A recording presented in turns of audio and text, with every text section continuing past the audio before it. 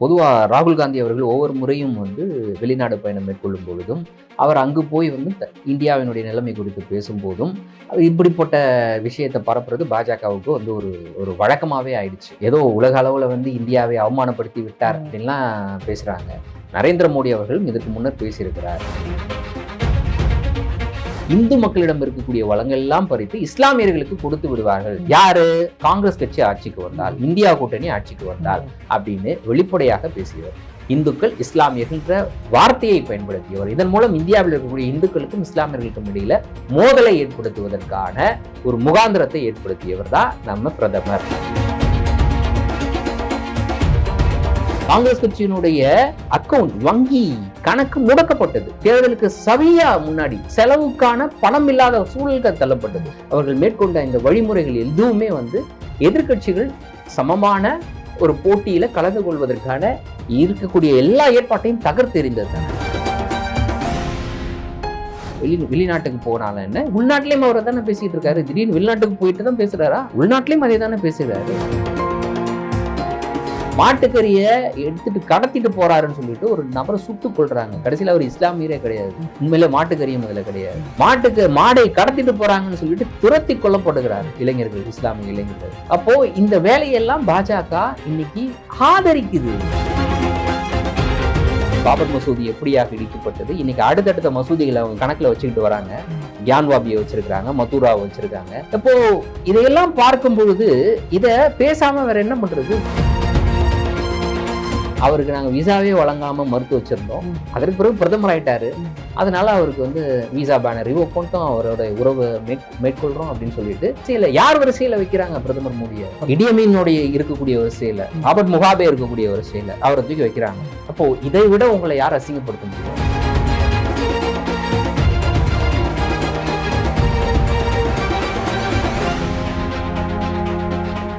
Sir, ராகுல் காந்தி அவர்கள் யூஎஸ்ல பயணம் மேற்கொண்டிருந்தாரு. அப்ப அவருக்கு அங்க பேசின கருத்து இங்க பாஜகவினரால எதிர்க்கப்பட்டு இருக்கு. அதை பத்தி பொதுவாக ராகுல் காந்தி அவர்கள் ஒவ்வொரு முறையும் வெளிநாடு பயணம் மேற்கொள்ளும் பொழுதும் அவர் அங்கு போய் இந்தியாவினுடைய நிலைமை குறித்து பேசும்போதும் இப்படிப்பட்ட விஷயத்தை பரப்புறது பாஜகவுக்கு ஒரு ஒரு வழக்கமாகவே ஆயிடுச்சு. அவர் போய் அப்படி என்னத்தை பேசிட்டாரு அப்படின்னு, ஏதோ உலக அளவில் இந்தியாவை அவமானப்படுத்தி விட்டார் அப்படின்லாம் பேசுகிறாங்க. இதே மாதிரி இவர் நரேந்திர மோடி அவர்களும் இதற்கு முன்னர் பேசியிருக்கிறார். பேசாமலாம் கிடையாது. நரேந்திர மோடி முதலமைச்சராக இருந்தபோது அவர் இது போன்ற பயணங்கள் மேற்கொள்ளும் பொழுது அவரும் பேசியிருக்கிறாரு. காங்கிரஸ் கட்சி அப்போது காங்கிரஸ் ஆட்சியில் இருந்தபோது இந்தியாவினுடைய நிலைமை எப்படியாக இருந்ததுன்ற மாதிரி அவர் விமர்சித்து பல இடங்கள்ல பேசியிருக்கிறார். அந்த வீடியோவும் சமூக வலைதளங்கள் ரொம்ப சாதாரணமா வலம் வருது. அப்போ என்ன பேசுறாங்கன்றதான் முக்கியம். அது பேசுறது உண்மையா பொய்யா, இதுதான் கேள்வி. அப்போ இந்தியாவினுடைய நிலைமை என்ன அப்படின்றதான். அப்போ நடந்து முடிந்த நாடாளுமன்ற தேர்தல், அது இதற்கு முன்னரே இதுவரை ஒரு கட்சியினுடைய தலைமை பொறுப்புல பிரதமராகவே இருந்து கொண்டு ஒரு நபர் பேசாத வார்த்தைகளை எல்லாம் பேசிதான் அவரு பிரச்சாரங்கள்ல செய்தார். இந்து மக்களிடம் இருக்கக்கூடிய வளங்கள் எல்லாம் பறித்து இஸ்லாமியர்களுக்கு கொடுத்து விடுவார்கள். யாரு? காங்கிரஸ் கட்சி ஆட்சிக்கு வந்தால், இந்தியா கூட்டணி ஆட்சிக்கு வந்தால் அப்படின்னு வெளிப்படையாக பேசியவர். இந்துக்கள் இஸ்லாமியர்கள் வார்த்தையை பயன்படுத்தியவர். இதன் மூலம் இந்தியாவில் இருக்கக்கூடிய இந்துக்களுக்கும் இஸ்லாமியர்களுக்கும் இடையில மோதலை ஏற்படுத்துவதற்கான ஒரு முகாந்திரத்தை ஏற்படுத்தியவர் தான் நம்ம பிரதமர். அப்போ இப்படியாக பேசிதான் அவர் வாக்கு சேகரிச்சாரு. ஒரு இடத்துல, ரெண்டு இடத்துல இல்ல, பல இடங்கள்ல, போகக்கூடிய இடங்கள்ல எல்லாத்துலயுமே பேசினாரு. அதை எல்லாம் இந்தியாவே பார்த்தது. இந்தியாவில் இருக்கக்கூடிய மூத்த பத்திரிகையாளர்கள், இந்தியாவில் இருக்கக்கூடிய அரசியல் விமர்சகர்கள், இங்க இருக்கக்கூடிய செயல்பாட்டாளர்கள், ஜனநாயகத்தை விரும்பக்கூடிய நபர்கள், மனித உரிமை செயல்பாட்டாளர்கள் எல்லாருமே தங்களுடைய கவலையை ஒட்டுமொத்தமாக பதிவு செய்தார்கள். எதற்காக பதிவு செய்தார்கள்? இப்படி இதற்கு முன்னர் மக்களை பிளவுபடுத்தி அதன் மூலமாக அதிகாரத்தை அடைய கூடிய அந்த வேலையை இந்த பொறுப்புகள் இருந்தக்கூடிய நபர்கள் செய்தது கிடையாது. ஒரு கட்சியினுடைய தலைமை பொறுப்புல பிரதமராக இருந்து கொண்டு, அடுத்த பிரதமர் வேட்பாளராக இருந்து கொண்டு ஒரு நபர் பேசியதே கிடையாது அப்படின்றத சுட்டி காட்டினாங்க. அப்படியாகத்தான் இந்திய தேர்தல் நடந்தது. உங்களுக்கு நல்லா தெரியும். தேர்தல் நடந்த விதமத்தை நம்ம பார்த்தோம்.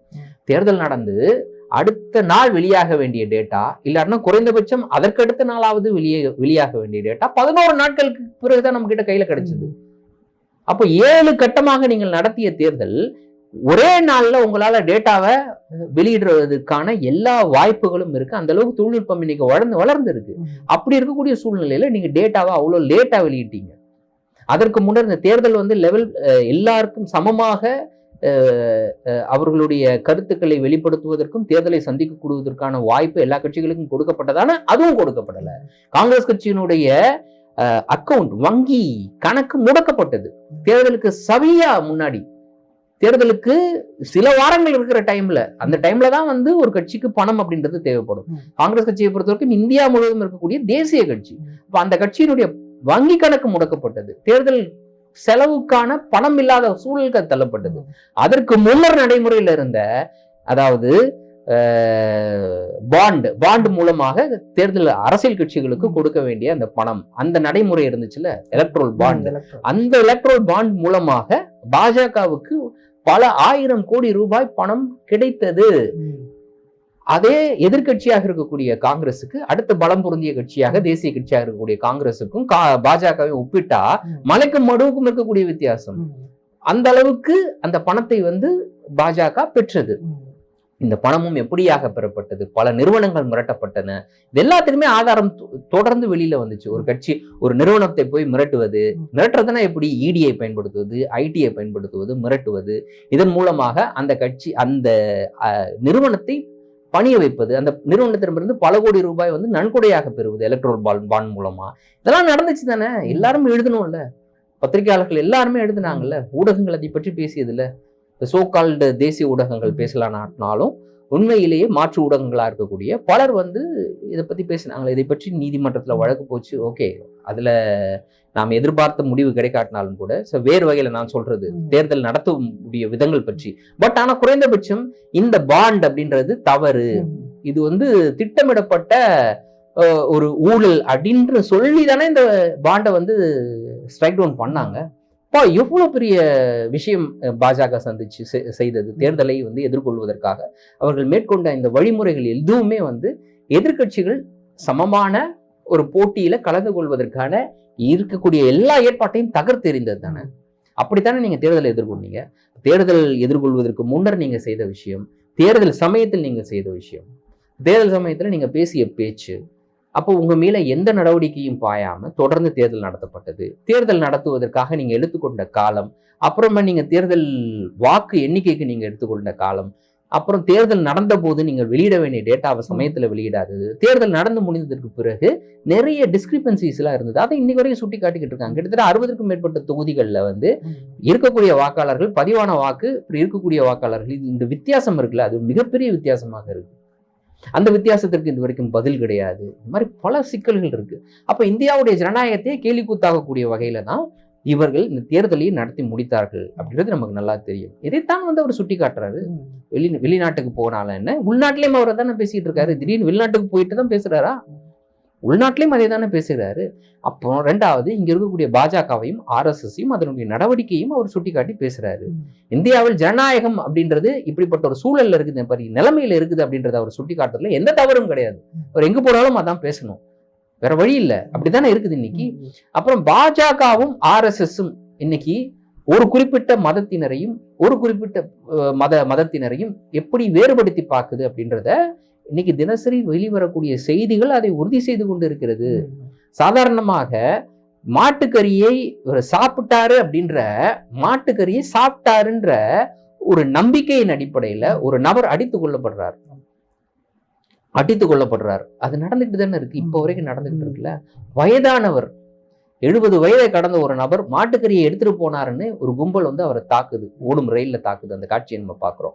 மாட்டுக்கறியை எடுத்துட்டு கடத்திட்டு போறாருன்னு சொல்லிட்டு ஒரு நபரை சுட்டு கொள்றாங்க. கடைசியில அவர் இஸ்லாமியரே கிடையாது, உண்மையில மாட்டுக்கறியும் அதுல கிடையாது. மாடை கடத்திட்டு போறாங்கன்னு சொல்லிட்டு துரத்தி கொல்லப்படுகிறார்கள் இளைஞர்கள், இஸ்லாமிய இளைஞர்கள். அப்போ இந்த வேலையெல்லாம் பாஜக இன்னைக்கு ஆதரிக்குது. அப்ப அது இந்த வேலையை செய்யக்கூடிய நபர்கள் எல்லாம் பாஜகவினுடைய நேரடியான உறுப்பினர்களாக இருக்காங்க, சிலர் பாஜக ஆதரவாளர்களாக இருக்காங்க, RSSனுடைய முன்னணி அமைப்பை சேர்ந்தவர்களாக இருக்கிறார்கள்.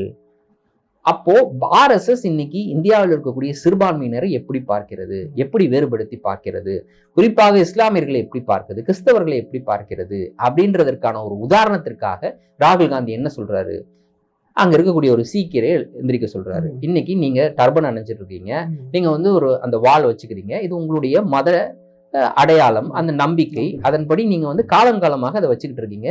இந்த அனுமதி உங்களுக்கு மறுக்கப்படும். இதே நிலைமை நீடிச்சுதுன்னா அது உண்மைதானே? இன்னைக்கு அப்படித்தானே நடந்துகிட்டு இருக்கு.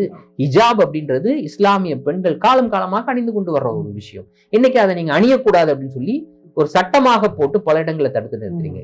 இயல்பாக எழக்கூடிய மனிதனுடைய உணர்வு காதல், அது யார் மேல வேணா எழலாம். ஆனால் உனக்கு இந்து பெண் மீது எழக்கூடாது அப்படின்னு இஸ்லாமிய இளைஞரை நீங்க வற்புறுத்துறீங்க. இந்து பெண்களை நீங்க அப்படியாக வற்புறுத்துறீங்க. இஸ்லாமிய இளைஞர் மீது உங்களுக்கு காதல் எழக்கூடாது அப்படின்னு சொல்லிட்டு, அப்படியாக 2 இதயங்கள் ஒன்றுபட்டு காதல் கல்யாண திருமணத்துல முடிஞ்சதுன்னா அந்த திருமணத்தை முறிப்பதற்கான வேலையை உங்களுடைய ஆட்கள் செய்யறாங்க. எப்படின்னா, வேணும்னே கடத்திட்டு போய் ஏமாத்தி அந்த பெண்ணை திருமணம் செய்து அந்த பெண்ணை மதம் மாற்றுவதற்காக இவர் இந்த வேலையை செய்யறாரு சொல்லிட்டு மதமாற்ற தடை சட்டம் அப்படின்றத, கட்டாய மதமாற்ற தடை சட்டம்ன்ற ஒரு பேர்ல அதற்கு ஒரு லவ் ஜிகாத்னு ஒரு பேரை வச்சு, இந்த லவ் ஜிகாத்தை எதிர்ப்பதற்காக நாங்கள் கட்டாய மதமாற்ற தடை சட்டம்னு ஒன்று கொண்டு வந்து இன்னைக்கு எப்படியாக அந்த இயல்பாக எழக்கூடிய ஒரு உணர்வை கூட நீங்க அதை ஒரு மதசாயம் பூசி அதை எப்படி நீங்க இதை கையாண்டுகிட்டு இருக்கீங்க? இதெல்லாம் இந்தியா பார்த்துக்கிட்டு தானே இருக்கு, தொடர்ந்து பார்த்துக்கிட்டு இருக்கோம். எப்படி இங்க இருக்கக்கூடிய மசூதி இடிக்கப்பட்டது, பாபர் மசூதி எப்படியாக இடிக்கப்பட்டது, இன்னைக்கு அடுத்தடுத்த மசூதிகளை அவங்க கணக்குல வச்சுக்கிட்டு வராங்க. அடுத்து மதுராவை அவங்க கியான்வாபியை வச்சிருக்கிறாங்க, மதுராவை வச்சிருக்காங்க. இப்போ இதையெல்லாம் பார்க்கும் பொழுது இத பேசாம வேற என்ன பண்றது? இத எந்த நாட்டுல இருந்தாலும் என்ன, இது என்ன நம்ம நாட்டுக்குள்ளே ரகசியமா வச்சுக்கக்கூடிய ஒரு விஷயமா? இல்ல, முதல்ல இது ரகசியம் கிடையாது. இரண்டாவது விஷயம், அமெரிக்காவை சேர்ந்த ஒரு அமைப்பு இருக்கு, இன்டர்நேஷனல் ரிலீஜியஸ் ஃப்ரீடம். அதை கண்காணிக்கக்கூடிய ஒரு அமைப்பு. அது அங்க இருக்கக்கூடிய அமெரிக்காவோட காங்கிரஸால அங்கீகரிக்கப்பட்ட ஒரு அமைப்பு. அது காங்கிரஸ்க்கு ரிப்போர்ட் ஃபைல் பண்ணும் அந்த அமைப்பு. அந்த அமைப்பு ஒவ்வொரு வருஷமும் சொல்லுது, இந்தியாவில் இது போன்ற ரிலீஜியஸ் ஃப்ரீடம்ல ஒரு மிகப்பெரிய சிக்கல் இருக்கு. இங்க இருக்கக்கூடிய மத சுதந்திரம் அப்படின்றது மிகப்பெரிய தாக்குதலுக்கு உள்ளாக்கப்பட்டிருக்கு அப்படின்றத அமெரிக்கா சொல்லுது. அமெரிக்க அரசால் அமைக்கப்படக்கூடிய கமிட்டி சொல்லுது.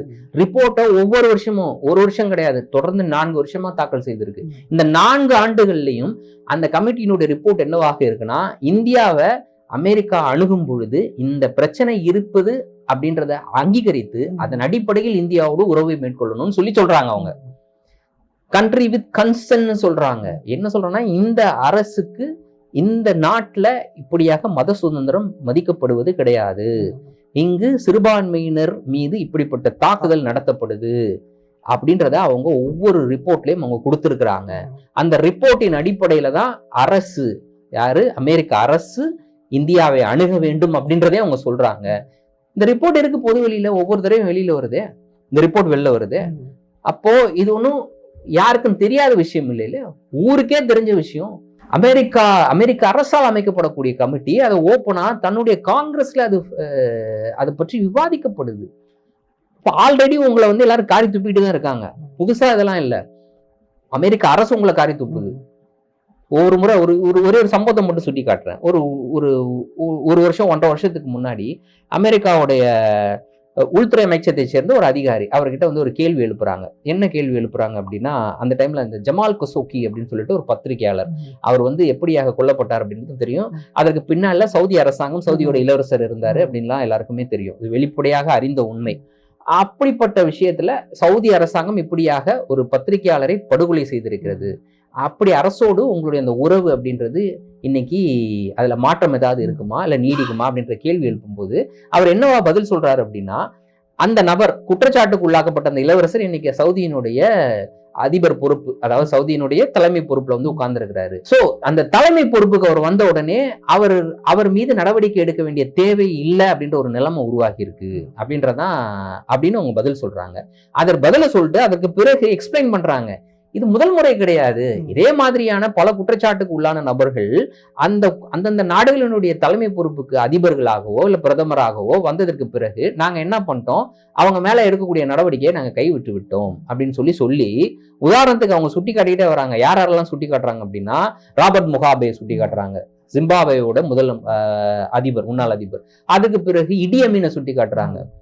இடி அமீன்லாம் ஒரு மிகப்பெரிய இனப்படுகொலையை நடத்திய நபர், அவரை சுட்டி காட்டுறாங்க. அந்த வரிசையில பிரதமர் நரேந்திர மோடியை சுட்டி காட்டு, ஆமா அவர் மேலேயும் குற்றச்சாட்டு இருந்தது, அவருக்கு நாங்க விசாவே வழங்காம மறுத்து வச்சிருந்தோம், அதற்கு பிறகு பிரதமர் ஆயிட்டாரு, அதனால அவருக்கு விசா பேனர் ரிவோக் பண்ணிட்டோம், அவரோட உறவை மேற்கொள்றோம் அப்படின்னு சொல்லிட்டு ஜமால் கஷோகி தொடர்பான விஷயத்தை கேட்கும் பொழுது அந்த வரிசையில யார் வரிசையில வைக்கிறாங்க பிரதமர் மோடியை வச்சாங்க?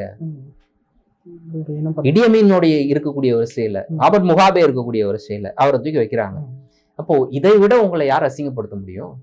இதை விட வேற யாருங்க அசிங்கப்பட முடியும்? ஆல்ரெடி நீங்க உலக அளவுல அசிங்கப்பட்டு தான் போய் நிக்கிறீங்க.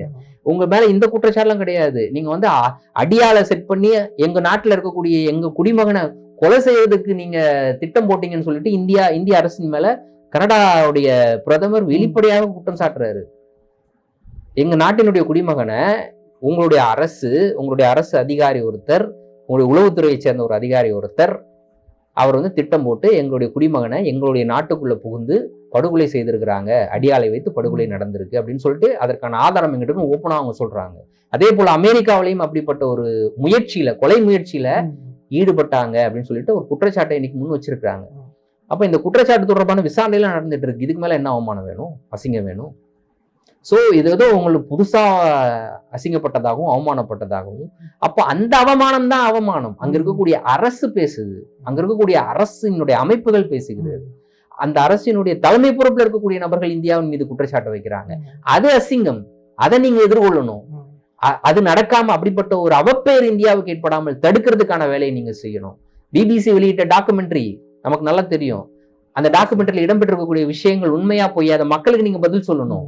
அதை விட்டுட்டு பிபிசியை முடக்குவது, பிபிசியில ரைடு விடுறது, இந்த வேலை தான் நீங்க தொடர்ந்து செஞ்சுக்கிட்டு இருக்கீங்க.